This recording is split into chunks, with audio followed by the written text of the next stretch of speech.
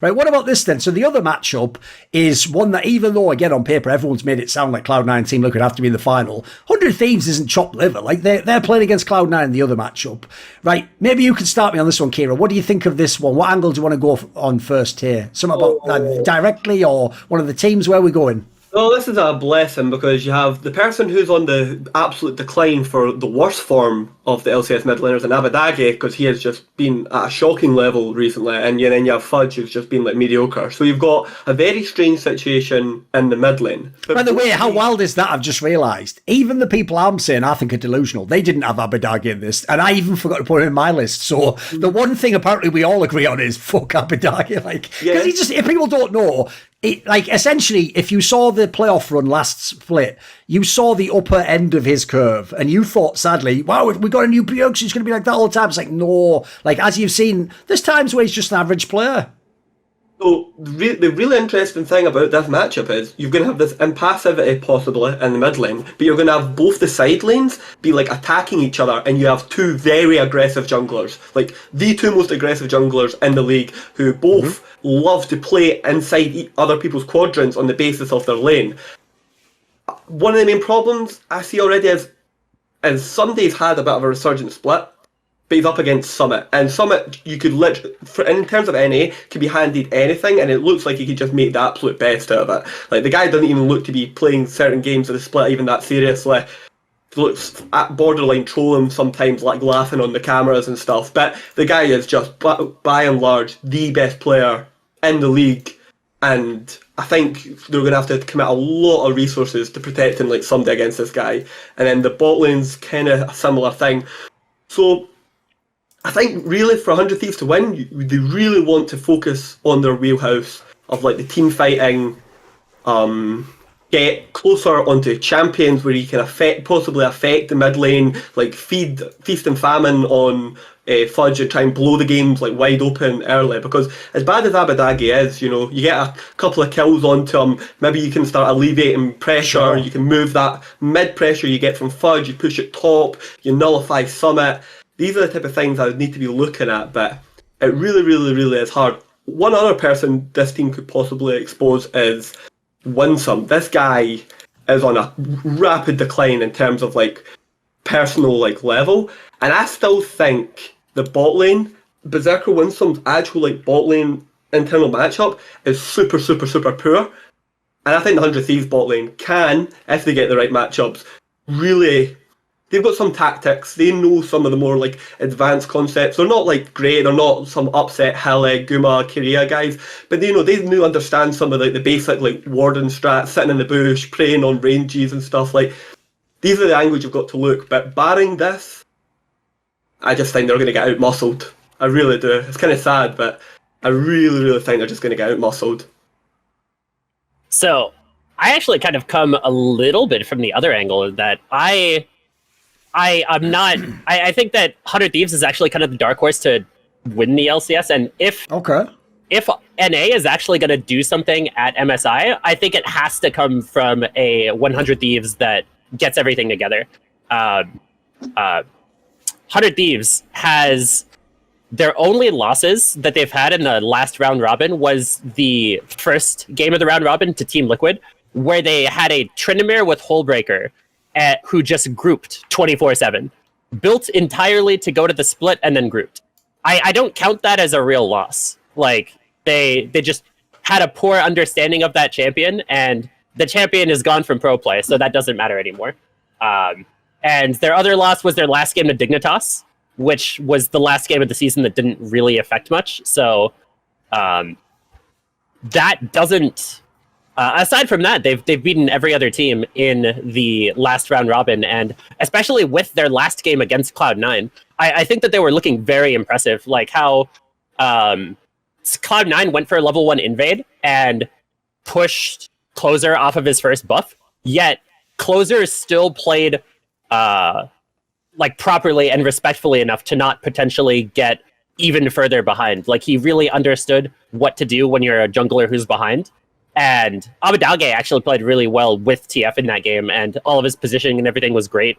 Like, they really just kind of forced force Cloud9 and just make so many desperate plays just because they were just playing so well as a team. And that's really just sort of the question of, I think that 100 Thieves is on the come up. And if they do get a little bit tighter, then they probably can potentially be a split winner. Now, the key thing for me is because, like we've said, the context of why Fudge is a top player is actually basically the idea that like people aren't good enough for the star talents in the league. That means to me, essentially, the question is who can meet the threshold of the rest of the Cloud9 team to ever make it a factor that could lose you the game if you're Cloud9. At the moment, not many teams can do that, obviously. In theory, 100 Thieves do have the roster to do it. As you're saying, like, think of some of the players they have. Right, Abadeg hasn't played that well so far, but in theory, he could be a bit better than he is now.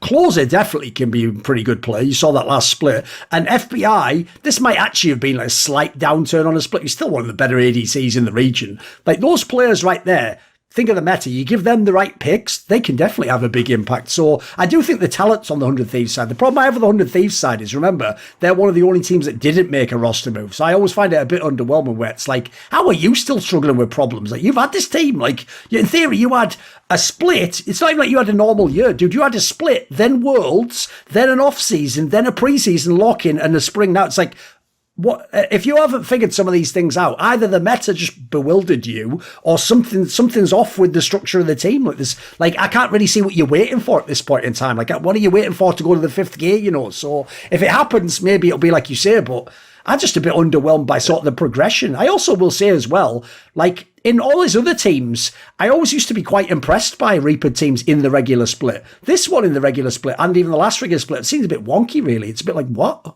Mm-hmm.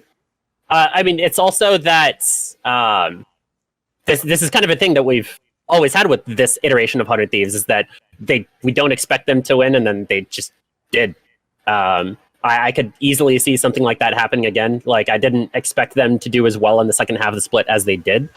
I expected them to sort of be the middling team that they were coming into the summer playoffs last year, whereas that just didn't happen. And I mean, last time Cloud9 and 100 Thieves played against each other, Someday solo killed Summit on Malphite, and that's probably not going to happen. But the thought there is really interesting, to take picks that can just play to mitigate the disaster that would ever happen if you have some kind of skill matchup in the top lane, by just picking something that can lose gracefully. And Someday is going to be a great player to do that. So I think that if they do draft properly, then they could get into a situation to where the biggest strength of Cloud9 is heavily mitigated. By the way, since Kira had obviously like Summit, as like a lot of people do, like he just obviously smashes pretty much all the matchups, all that. What do you think of him as an overall player, Yaska? Where are you on Summit?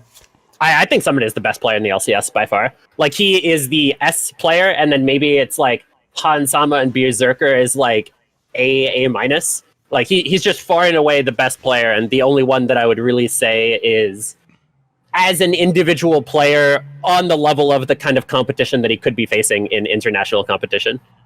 Because I know when people compare the Cloud9 and the TL rosters, the main problem I have is this. It's like, I can go back and forth on which lane is better, the problem I have is this. In the long run, I actually do think TL is the team with more potential, because the difference is the Core JJ diff, boys. Mm-hmm. Like, I don't care how much people say Winsome's good. He ain't Core JJ, though, because Core JJ not only is really good at his position, with his laner, with his team, fucking macro, and then on top of that, he has fucking seemingly like a killer mentality. Like, he has such a great work ethic, mind for the game. Like, oh, this guy's the fucking complete package to me. I think that's why I said, as soon as he got that green card, I think that's like the most slept on OP fucking move in the history of the LCS. Like, right now, TL can just run the fucking table for years if they do it right in the off seasons now. Assuming they've got the money and they keep going for the big names. If you keep that piece there, he even seems to have that ridiculous longevity that certain players have. Like, I will say, they haven't even needed him to be like he's not an MVP candidate this split, but like, mate, if he ever comes online again, that's a difference maker in a team right there for me.